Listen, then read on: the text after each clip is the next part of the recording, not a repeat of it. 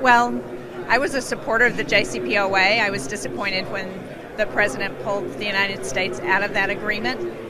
But what it did not address were the other activities of Iran to support terrorist activities, particularly across the Middle East. So I think he has not been honest about what else they're doing. In terms of what they're doing with regards towards Saudi Arabia or elsewhere? Yes, in Syria, in Saudi Arabia, and Lebanon. When you take a step back and think about what happens next in terms of that U.S. relationship with Iran, what would you like to see happen? Because obviously the Europeans have been very strongly involved in keeping that deal alive. Well, clearly there's a difference of opinion between some members of Congress and the White House and the administration about how we should move forward with Iran. I would like to see us engage in a way that helps address those other malign activities that they're engaged in across the Middle East, their support for terrorism in Yemen, in Lebanon, in Syria, and I think it will be hard to think about how we do that if the United States is withdrawing from Syria.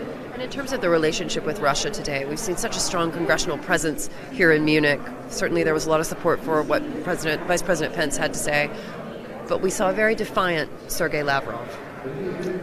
Well, we did, but that's Lavrov. That's the way he responds. I think the important message at this conference is the size of the U.S. delegation.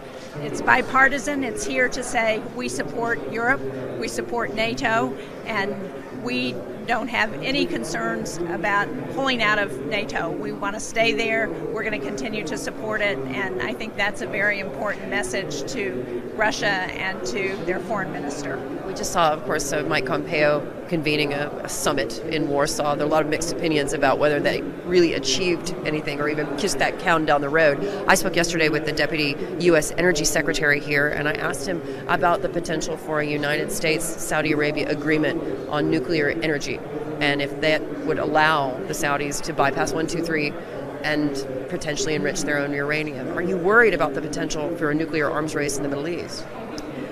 Well, I'm worried about a nuclear arms race around the world, and I think Saudi Arabia, Congress is not going to let Saudi Arabia to bypass the 1, 2, 3 agreement. That's just not going to happen from Congress's perspective.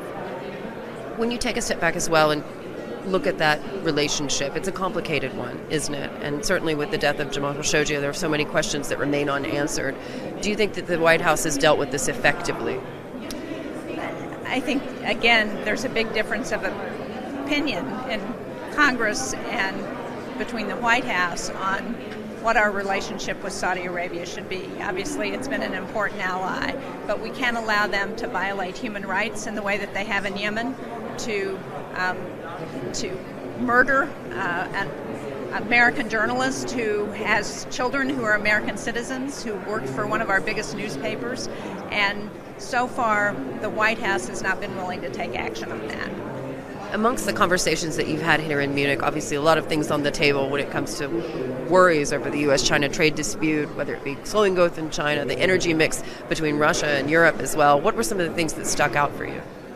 Well, there was a great deal of concern about China here, in not just their economic, as an economic competitor, but also their development of arms in a way, and of nuclear arms in a way that contributes to a worldwide nuclear arms race.